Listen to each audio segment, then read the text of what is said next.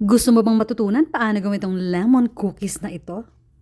Ang tagal ko nang gustong gumawa ng lemon cookies pero naisip ko, naku baka maasim. Pero hindi pala, nung tinikman ko to, hindi siya masyadong matamis at hindi rin siya maasim.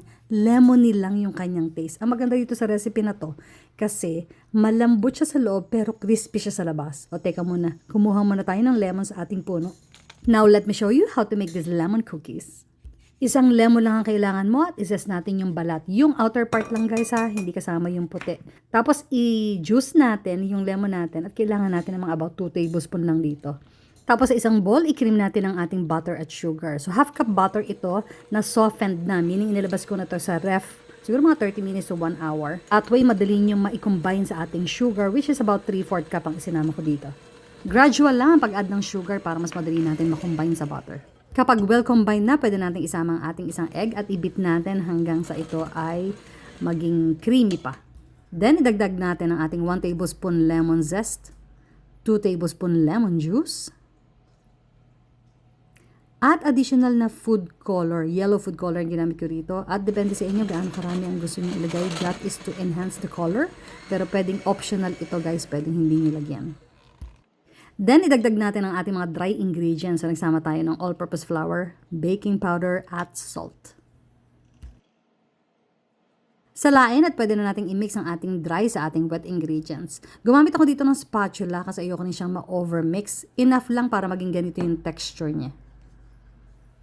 For best result, mas maganda i-refrigerate natin ang ating dough cookies for about at least 5 hours or kung mamadali kayo, 1 hour sa freezer, pwede nyo na itong i-bake. Kapag ready na ating dough, pwede na natin itong scoop at i-shape natin into balls.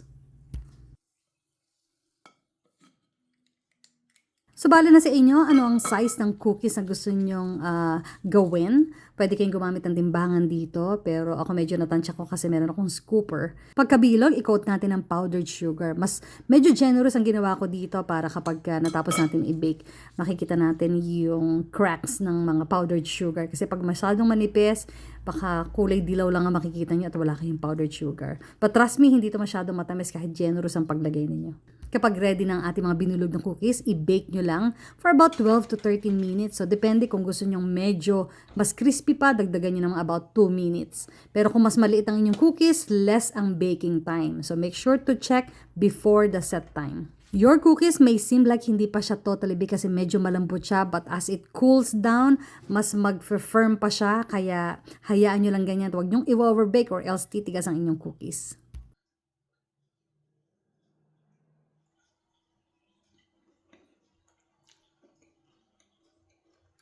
Ang sarap ng recipe na to.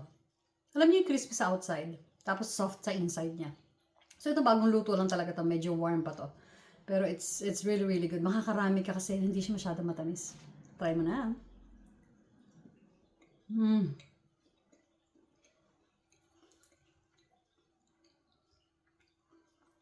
Panalo.